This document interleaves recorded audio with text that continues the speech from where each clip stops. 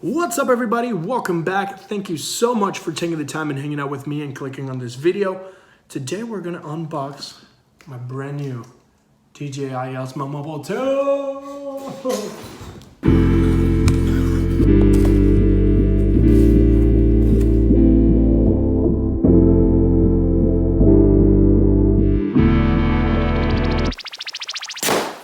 Alright guys, so it is here, the DJI Osmo Mobile 2. I'm so excited about this because I want to be able to compare it to the original DJI Osmo Mobile 2, which I have right here.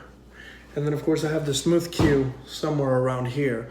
I want to put all these three guys head to head and do a really nice comparison video for you. Let's go ahead and open this box real quick. All right, so the packaging is actually very similar to the original one and the Smooth Q packaging. So they're all very similar packages right now. Let's go ahead and put this apart. I love to open new stuff. Every time somebody tries to open something for me at a store, I decline. I want to do it myself. I'm picky like that. What about you? Let me know in the comment section down below. Do you like people to open your stuff, or do you like to do the unboxings yourself? There we go. All right, let's see what we got over here. Ooh, okay. We're taking a cue from the Mavic situation, right? So this is actually kind of like a little plasticky type of situation. This is foam. It's like a little hard foam case. Similar to the Smooth Q, having said that the Smooth Q is actually like a plastic thing. Let's go ahead and crack it open over here. It won't open. Maybe I'm just not that strong. There we go. It had like a little... And there we have it, folks. The DJI Osmo Mobile 2.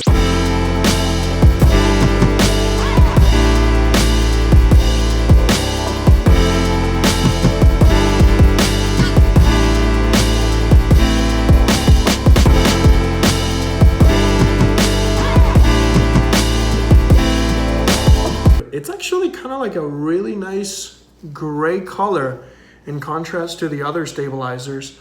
I actually like this packaging a lot. I like the fact that, you know, it houses it perfectly. It's made to its exact measurements. We got over here the USB cable that goes into the little compartment over here. And then of course we have the actual stabilizer. Let's see. Feels a little plasticky. I'm not gonna lie.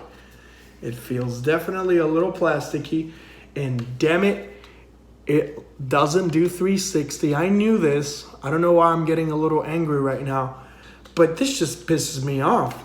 It's a feature that you would rarely use a whole lot, right? But it's one of those things that you could do, and when you don't have it, it's definitely more plasticky, not as strong as the previous one, at least how it feels in your hand. We're just gonna have to give it a test.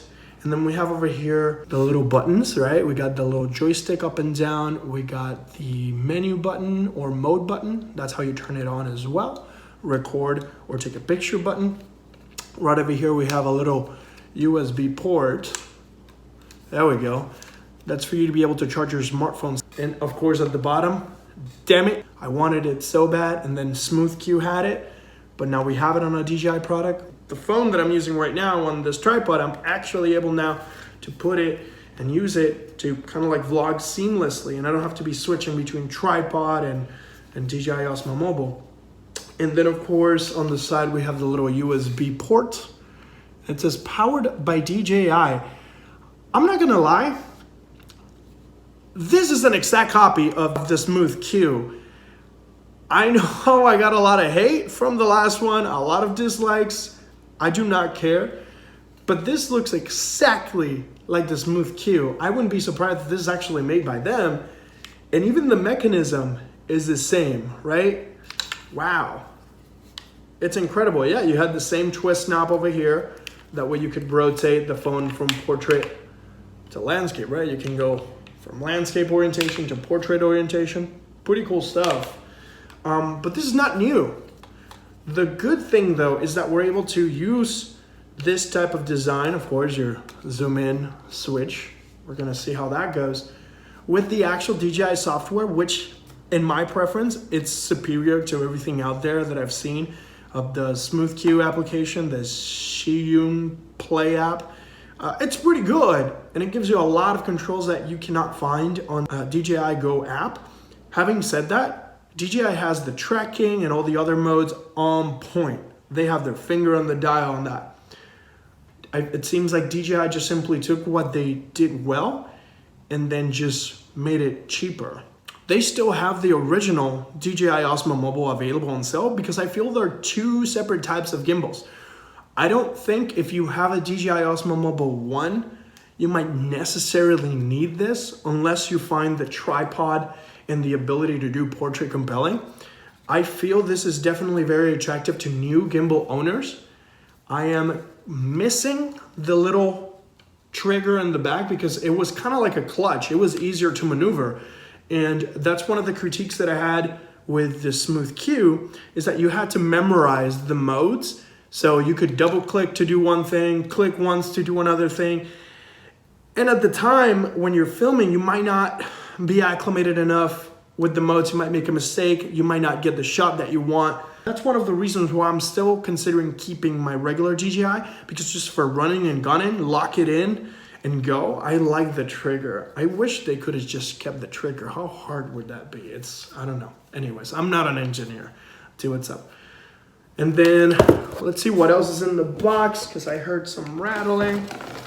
Shield, DJI Osmo Shield that gives you coverage for water damage and accidental hardware. Yes, let me know in the comment section down below what you think about the DJI Osmo Mobile 2. Are you thinking of getting one?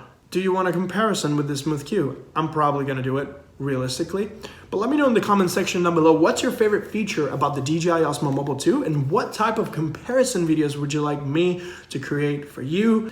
For more DJI Osmo Mobile videos and Smooth Q videos and just overall videos, hit that like button, hit that subscribe button as well. Don't hit it, just give it a little tap, and I'll see you next time. Peace.